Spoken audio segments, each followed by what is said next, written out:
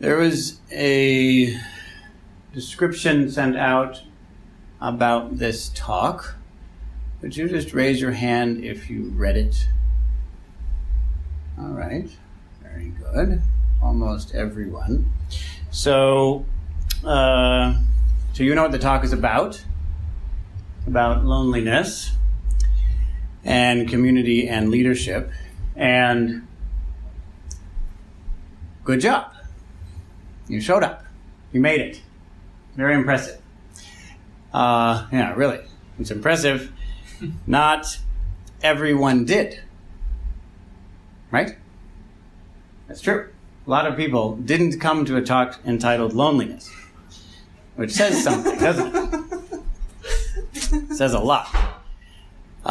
Last week, it was a talk on failure. A talk on how various communities fail to have a positive impact on the world, and lots of people came to that. A talk about something intimate, like loneliness, is, well, let's face it, it's more intimidating. It's frightening, it's vulnerable. And you made it. You came. That's amazing, actually. And even more amazing, all these other people came. So right now, you are with the people who came to a talk about loneliness. It's really quite something. These are the brave ones. Yes? You're surrounded by the courageous, honest, authentic people of the world. Here they are. And that really means a lot. Because the path, the actual path, the real path, begins with our own vulnerability. It begins with the aspects of our lives that we are uncomfortable with, and really looking at those and really dealing with those.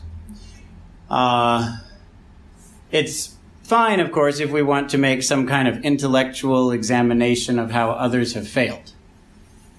That's okay. Nothing wrong with that. That can be helpful. We can learn a lot from that. But that is not a spiritual path. A spiritual path instead begins with facing the ways in which you could say we ourselves have failed. And if we talk about something like loneliness, then we're talking about the most significant ways in which we ourselves have failed. Because not only is it the case that when we're lonely, we suffer, we're disconnected, and we become desperate and confused and lost.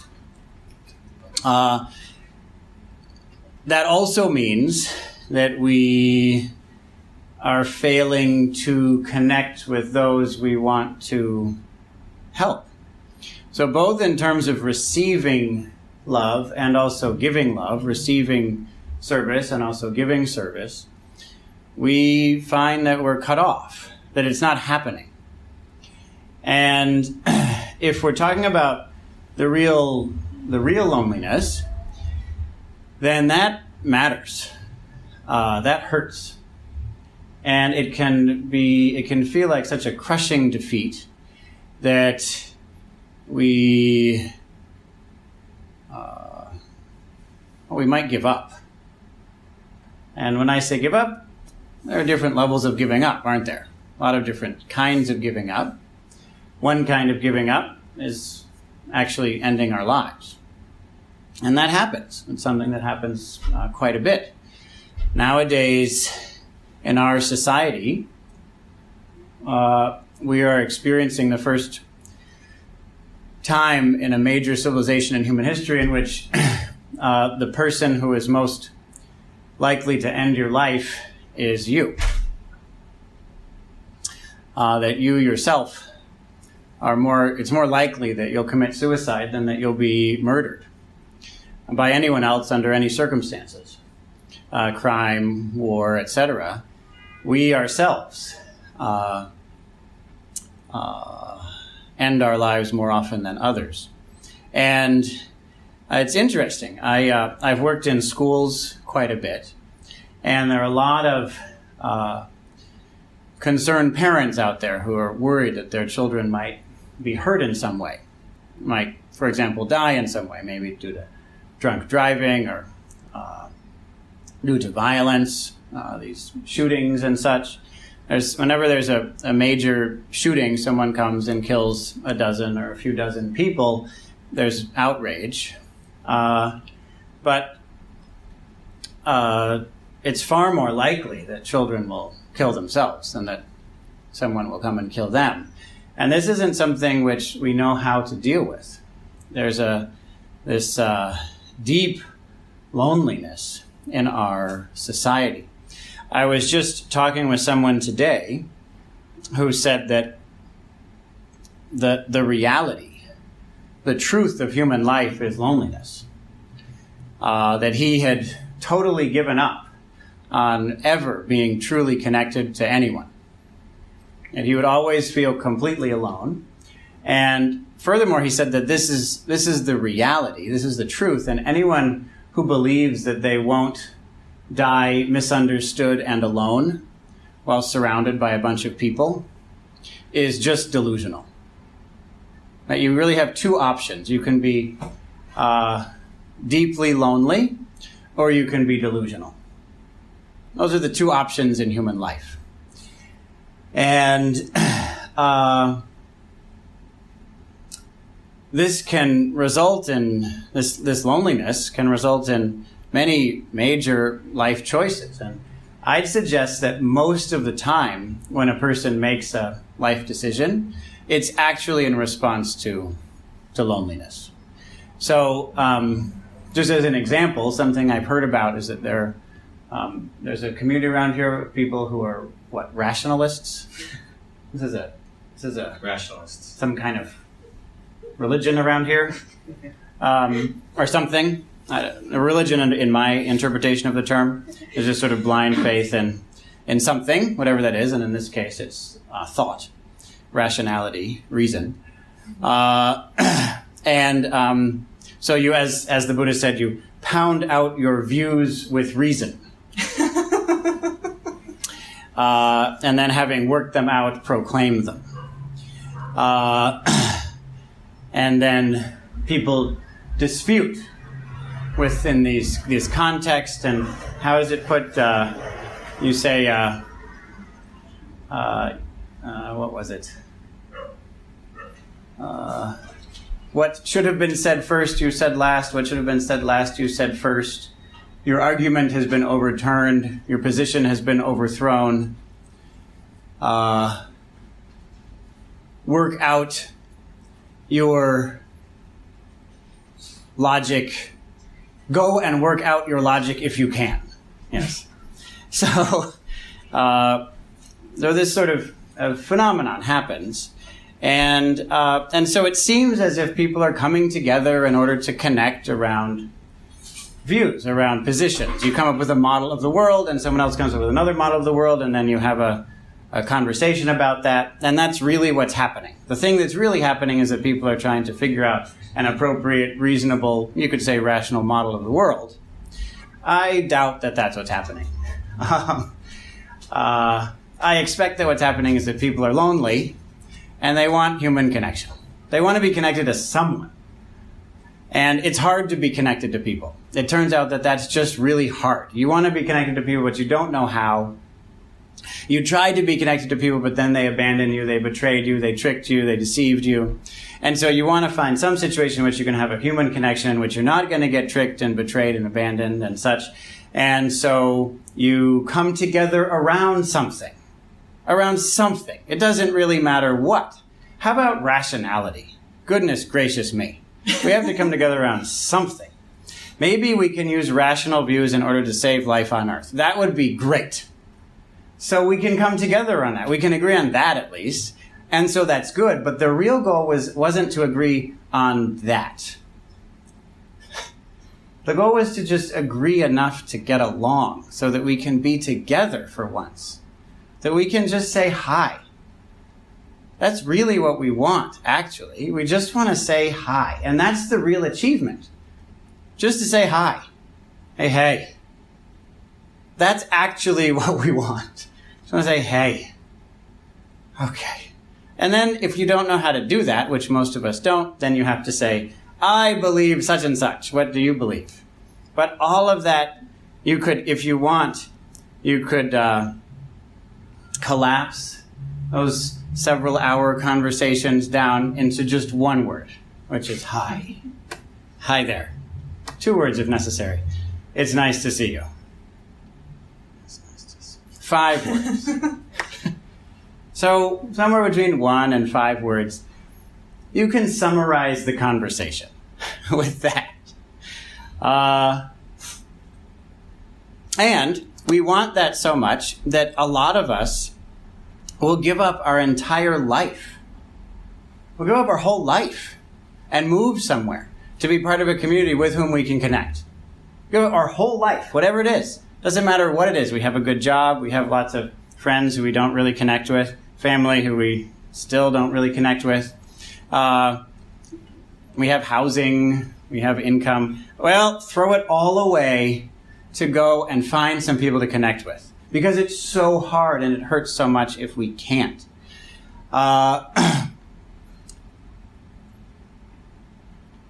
However, a lot of us have tried and so many times to connect with a community. It hasn't worked out enough that we've actually given up on connecting with a community.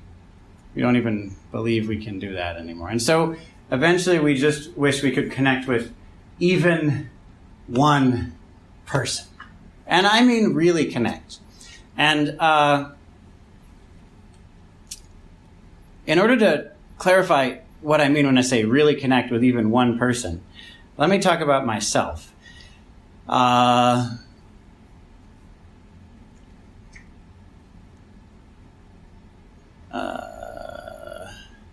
It can be hard to be lonely. And I have the sense that most people have experienced the thing that I'm talking about when I say that one is so lonely that it feels like it's driving you insane. It feels like if you let yourself experience it to its full extent, then you would actually go insane.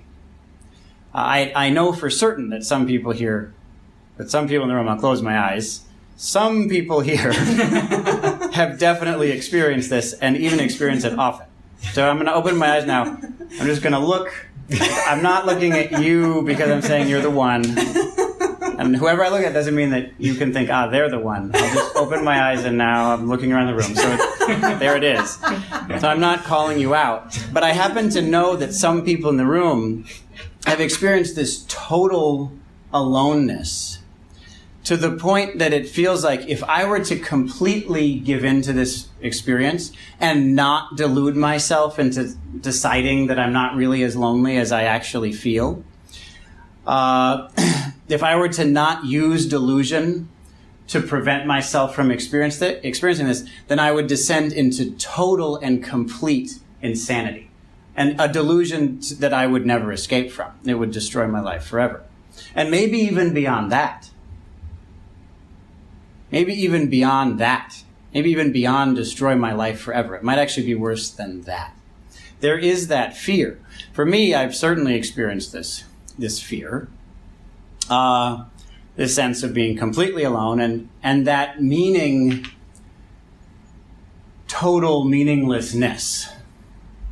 That without some kind of connection, there could be no meaning. There's no reason to be alive. There's no reason for anything at all.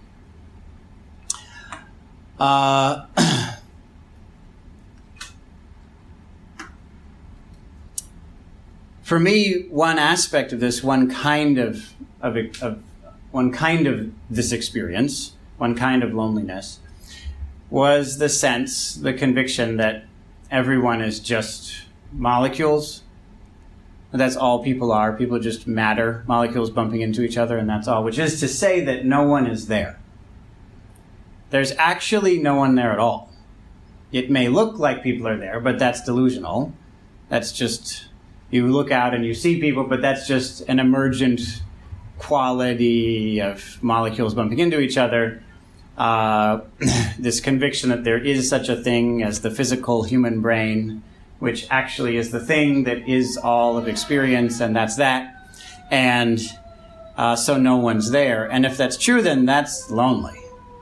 That's really lonely. And there's no possibility of ever going beyond that, because that's what is real.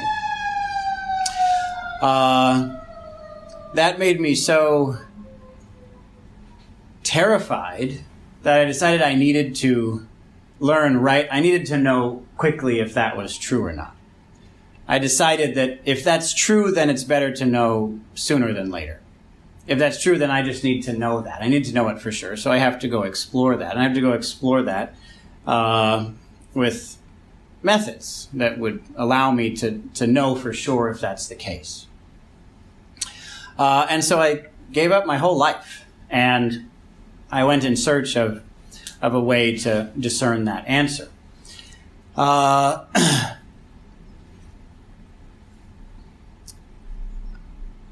So I did that training for a long time.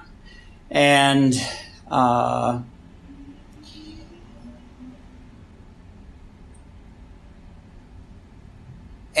yet, when I went to do the training, they asked me, why did you come here? Why did you give up your whole life to come here? And while I gave that as a reason, I gave another reason as well. And the other reason was that I had seen how damaging, how problematic, how evil human beings are. And I love life. I love the planet. I love life on Earth. And I had come to the very rational, you could say, conclusion. Still no one has rationally disproven this argument to me. But I came to the very rational conclusion that the best, the most compassionate, the most loving thing that I could do with my life was to kill all of the human beings.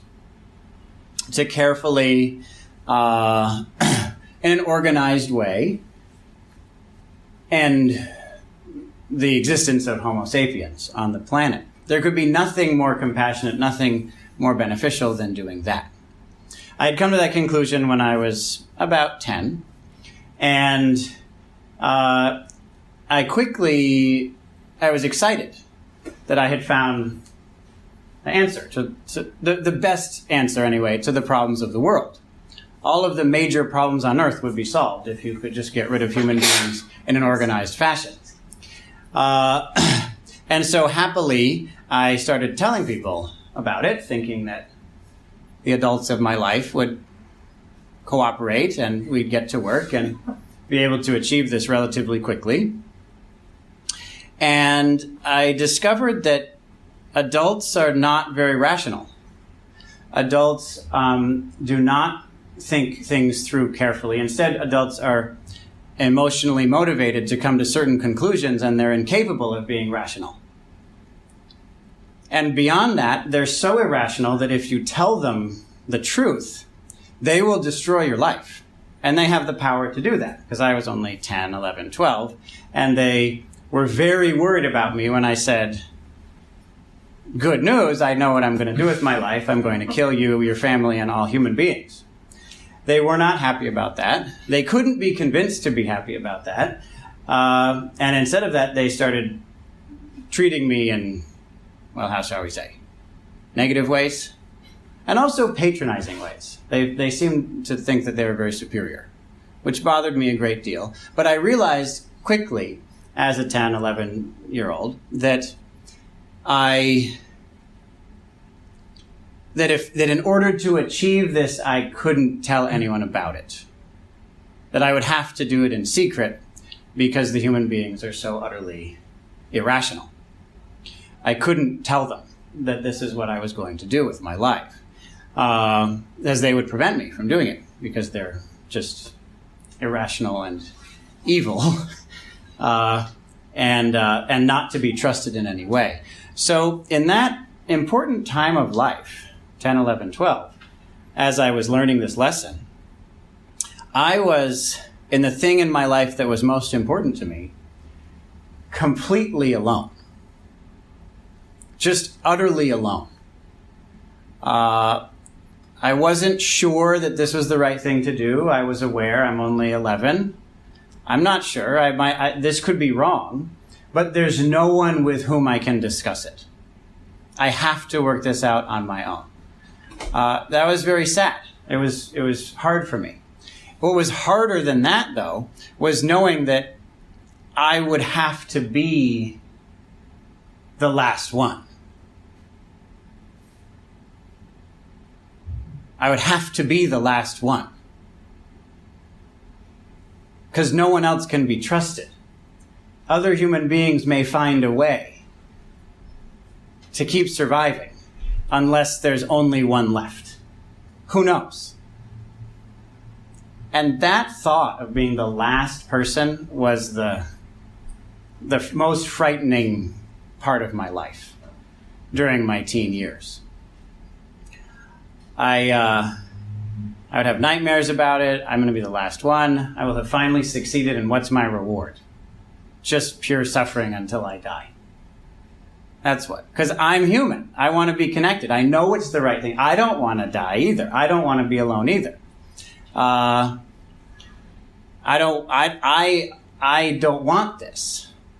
But I've realized that what human beings want is surprisingly evil and irrational, and so I can't live by what I want any more than I can live by what other people. I mean, I see where you're all coming from. I don't want to kill me either, any more than I want to kill you. It's just the right thing to do. That's all. I'm doing it because it's reasonable, and it's compassionate, and it's loving. And you can't see that, I know, because you're so self-centered, as you think you're more important than other living things. But I see no evidence that you are.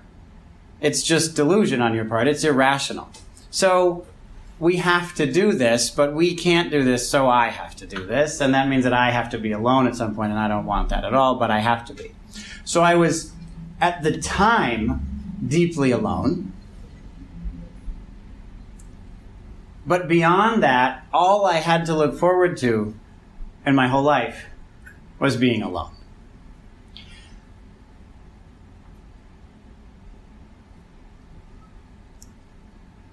So I entered the training with these two reasons. I wanted to know if we are, so there's the is and the ought, you know? So I want to know if we are, in fact, the way it is, we are actually totally alone, because I'm just molecules and you're just molecules, so there's no one there anyway, so there's just pure loneliness no matter what happens. Is that how it is? And also, is the way it ought to be that I'm objectively totally alone because I've killed everyone? Yes? So in every dimension of my life, I was dealing with this sense of deep loneliness, and out of that I entered the monastic system. And the good news is that very quickly, as I searched, I found someone who was in fact, in truth, not just to his delusion. Like many people believe this about themselves, but it's not true. But I don't know if he believes this about himself, but it is true. He, in fact, is not afraid to die. And that meant that, and he also isn't afraid of anyone else dying. So that meant that I could actually talk to him. I found someone who wasn't going to be motivated to come to the wrong answer. You see? It's not like the rest of you, who are just totally lost in your self-centered fears. He had no problem with it. And that meant that I finally had someone who I could tell, hey, you know what? We should kill everyone. And I had been doing this since I was 11, since I was 10, 11 years old. I would say that and look in their eyes and see, oh, no, you're another person who can't be trusted. Oh, no, you're another person who can't be trusted. And I looked into his eyes, and he didn't waver. He was just interested in the perspective. Oh, really? This is interesting. Tell me more. Totally open to the possibility. And certainly not worried about me killing him. Of course, you have to look closely, because most of you doesn't believe that I would really do that. They're police and everything, You don't, but part of you does. And that's the part I have to look into your eyes to see. And see if that part is actually afraid, in which case we can't even have the conversation, because I already know what conclusion you're going to come to, no matter what. But in him, that wasn't there. And so we could have that conversation. And in that way, a certain kind of loneliness was gone.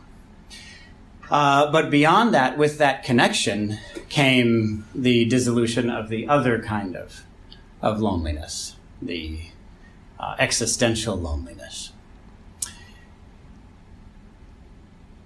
When we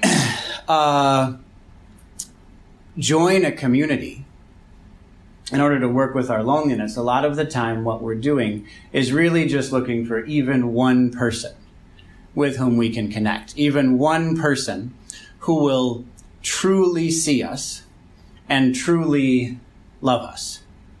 Just one person who will see us as we really are and love us, having seen the reality, having seen what's really there. And even though we usually ignore it, most of us are actually quite aware of how deeply, totally messed up we are. We are aware of it even if we spend a lot of time avoiding that awareness. Part of us still knows that we are a disaster. How much of a disaster, you might ask? Well, I'll tell you how much of a disaster. So much of a disaster that we are participating in the destruction of the planet. That's a disaster. That means we are completely messed up. So here we are, we're engaged, we're fully participatory in a machine that's destroying life on the planet. That's messed up. And furthermore, while we're doing it, we're not happy. So we're not happy, and we're destroying life. Now, this is just the tip of the iceberg. I mean, it gets worse than that, but I can't get into how messed up we are.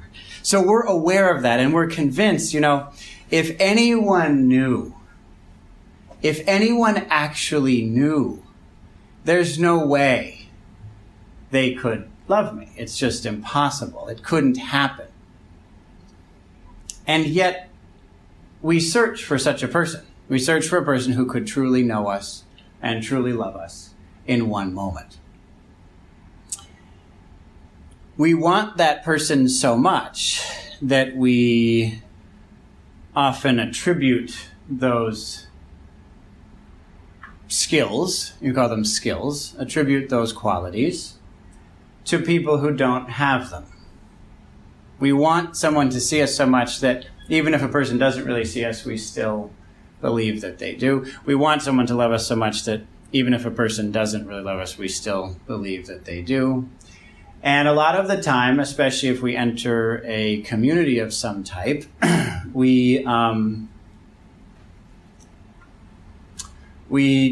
decide, for whatever reason, that the leader of that community has those skills, those traits, can do those things. In fact, does do those things. And we hope that if that's the case, then that person would take care of us, even if they didn't want to. Would take care of us, even if that meant that they'd have to make a sacrifice. Would sacrifice their own lives, their own spiritual journey for our benefit. We want such a person. We do not want a person who will take care of us until it turns out that they'd prefer to abuse us. And then they'll abuse us. We don't want that, and so we hope that that isn't who they are. And we try as hard as we can to find someone like that. And I think people out here are really searching for that. They're searching for someone who is loving, who is insightful, and who can really care for us, deeply and truly care for us. But we don't know how to discern such a person. We don't know how to tell if someone is really like that or not. And we're not even sure how to gather the skills needed in order to discern that. And so we just do what we know how to do, which is something that I mention a lot. I mention it a lot, but it's worth mentioning that so here I am, spiritual teacher, wearing a weird shawl, legs crossed, people are sitting looking at me. And so people can't help but ask me, so are you enlightened? People just can't help it. They really want to know. And there's the hope that if such a person is really enlightened, then not only will they be able to know me for who I truly am, but they would still love me anyway. And maybe they would even be motivated to care for me, to do things for me that they don't want to do, that aren't really just being done to serve their own motives. I really want such a person, and so maybe an enlightened person is that, and so are you enlightened?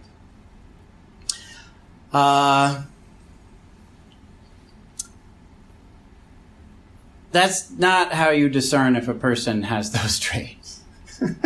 A person who claims to be enlightened is not more likely to have those traits than someone who doesn't. Sorry. That just isn't how it works. It's just too easy, you see. Anyone can say they're enlightened. And we're motivated to believe that we're enlightened. Because if we're enlightened, then we can tell, if we believe we're enlightened, then we can tell people we're enlightened, and then they'll believe we're enlightened, which means that they'll be under our control. So that would be a great reason to believe that I'm enlightened. So there's just too much of a motivation to believe that we're enlightened to cause a positive correlation between claiming to be enlightened and being enlightened. Does this make sense to anyone here? Let me put it differently. That someone claims to be enlightened doesn't mean they're enlightened. Does that make sense?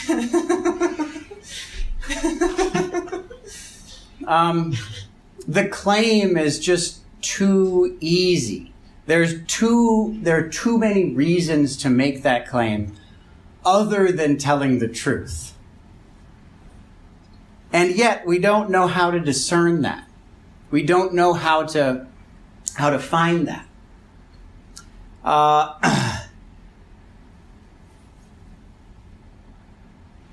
So rather than trying to examine, are you enlightened or how about you? Maybe you? Rather than that, I'd suggest a new and better way to solve this problem.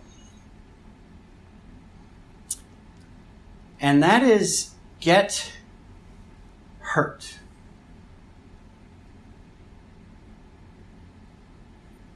That's how. That's how you do it. I know it sounds crazy. People nowadays do not want to get hurt, which is weird, because we're as safe as we have ever been, at least from other people. We are. We're really safe nowadays. Compared to most of human societies, regarding other people, we're really safe. And yet, we are terrified of each other. We're just terrified of each other.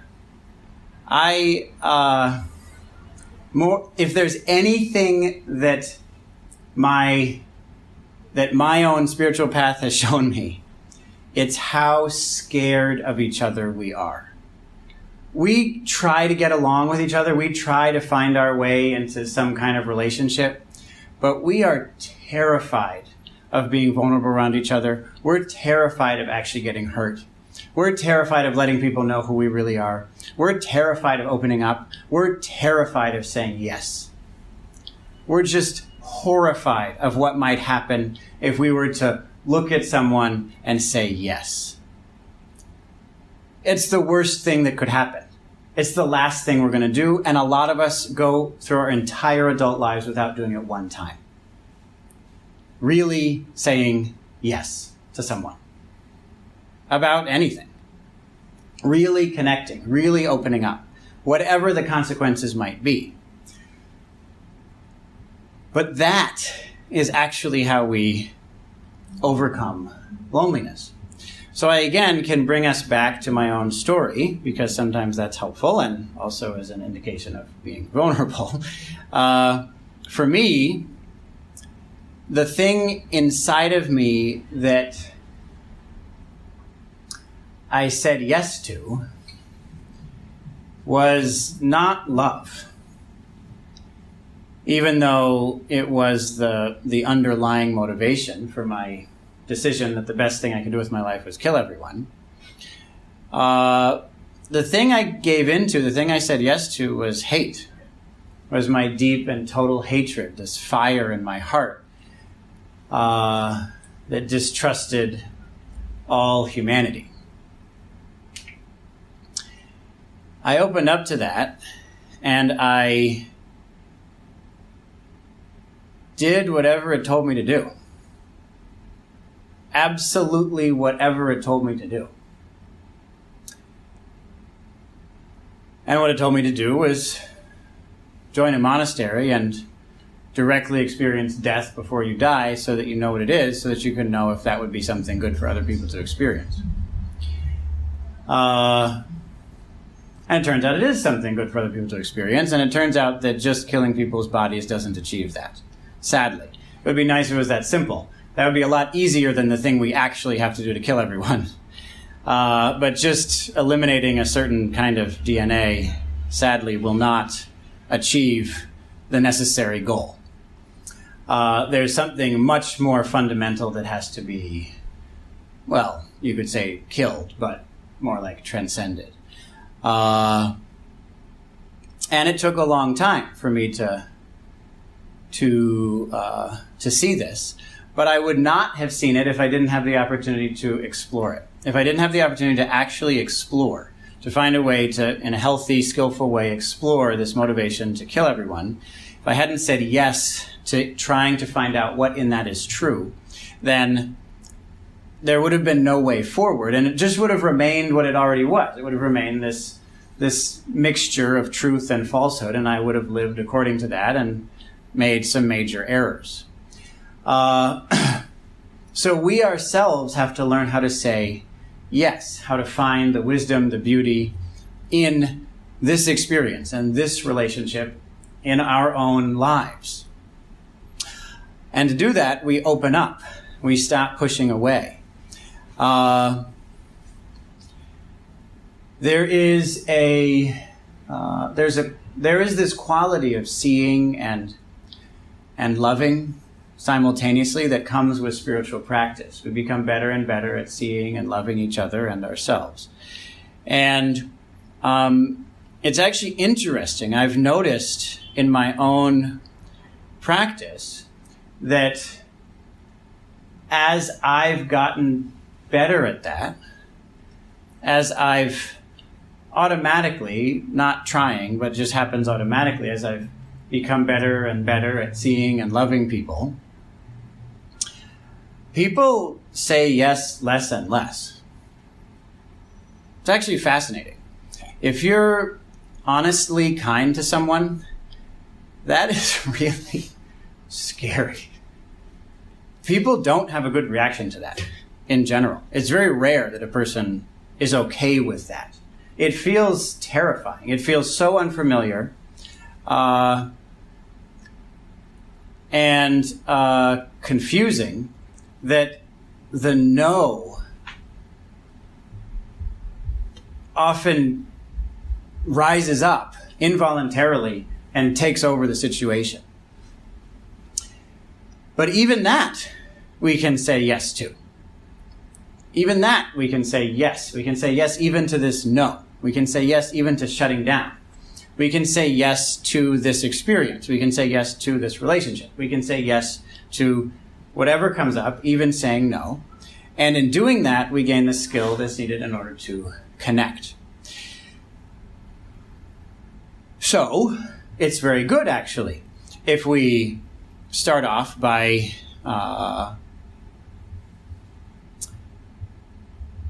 connecting in whatever way we can connect, saying yes in whatever way works for us. So maybe that is making logical arguments about various models of the world and then deciding who is a very nice phrase, less wrong.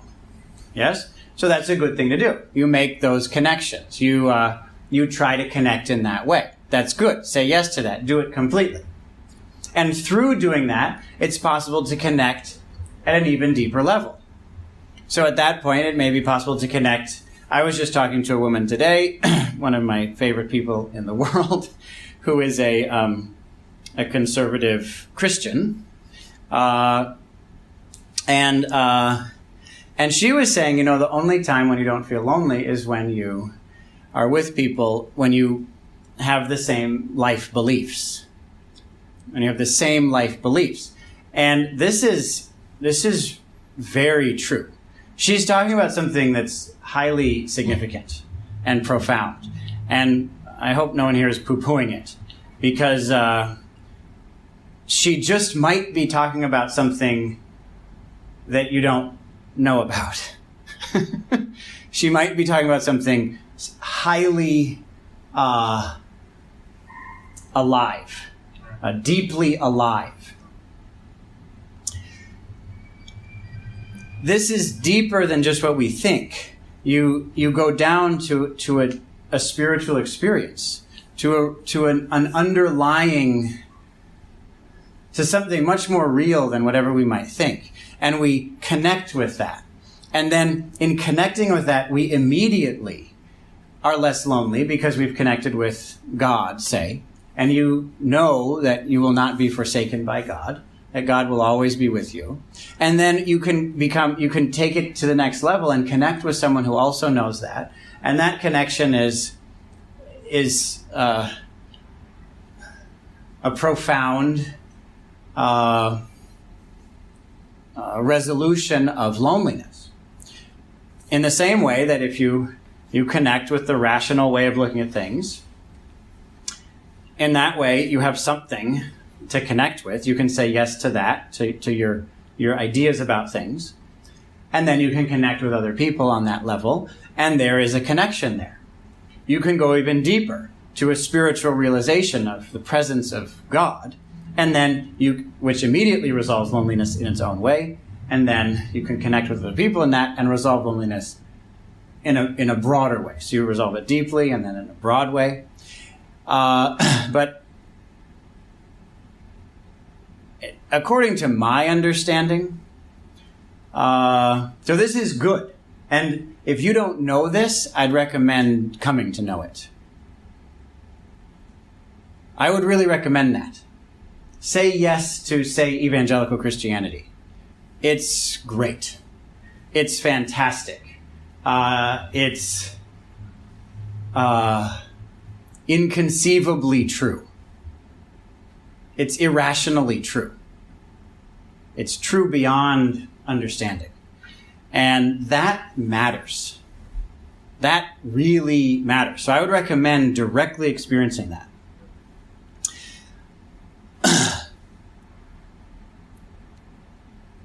And yet, there is something beyond that. Because at the end of the day, when it comes down to it,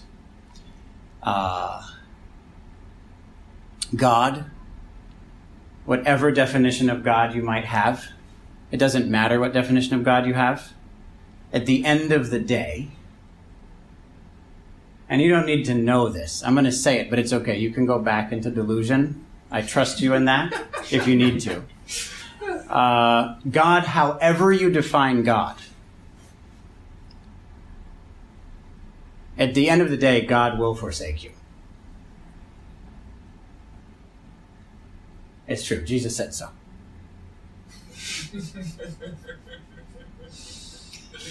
He will. He will abandon you. It doesn't matter how you define God. That will still abandon you.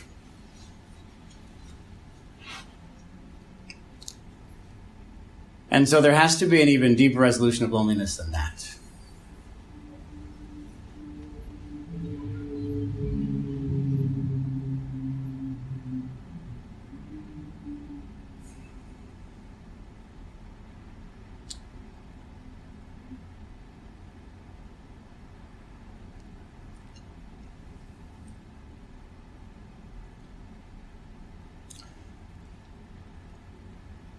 To connect with people in that way, at that resolution of loneliness, to connect with other people in that way allows us to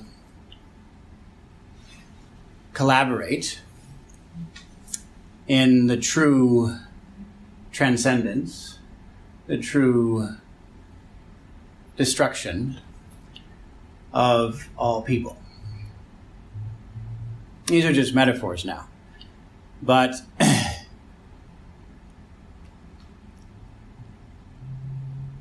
that direct realization of transcending the person who is lonely, losing the person who is forsaken, a direct experience of completely saying yes to this, completely saying yes to the person who is lonely, a direct experience of losing the person who is lonely, is the same experience. To do that to the extent that it's possible to connect with other people at the level of non-self, this allows the practical, the objective, lived experience of completely resolving loneliness. And the way that it manifests is, yes, that we become leaders of communities. And we are willing to sacrifice our lives.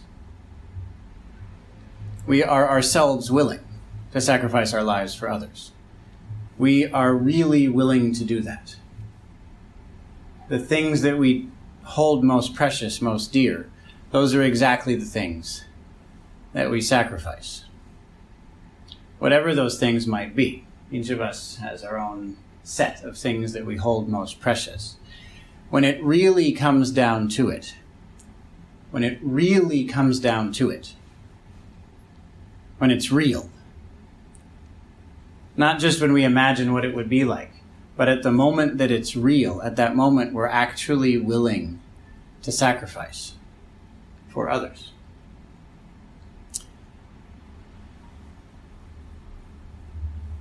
When this happens, then we become leaders who can create communities that can actually resolve loneliness, that can truly do it, that can allow people to move through the process that's needed in order to say yes, in order to open up, to be vulnerable, even to be hurt, even to totally sacrifice your life, to be completely hurt, to be killed, and to be the first person, not the last person, who's killed. This is leadership.